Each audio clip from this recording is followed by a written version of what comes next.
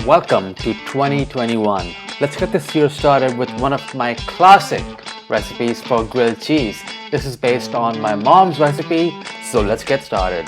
We're gonna need some cheese, some chilies, onions, tomatoes, and some bread. I'm using a rye bread today, and you can use whatever cheese that you like in this. I like a mix of cheddars.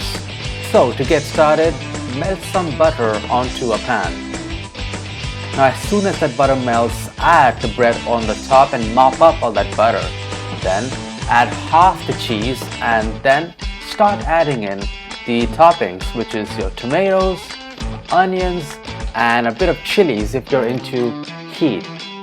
And then we're going to top it off with some more cheese, which is going to really seal all those toppings between two layers of cheese for the ultimate cheesy experience.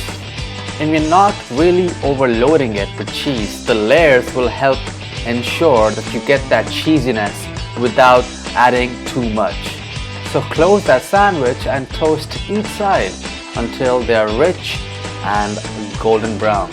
For the other side, just melt some more butter and flip that sandwich onto that butter to toast the other side. This should take only a few minutes. You really want that to be nice and golden brown to get that crispiness with that ooey gooey cheesiness.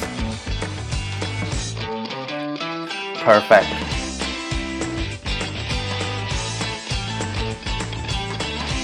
That's exactly what you want to be looking for.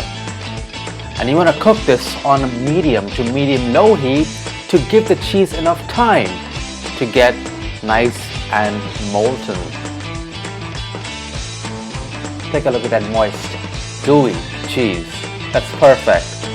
Just cut that on diagonal, serve it with whatever condiment that you like. I love ketchup, it's a classic, so that's what I'm going to be doing today. But feel free to do whatever you want. And that's it for this recipe, guys. Thank you so much for getting to this part of the video.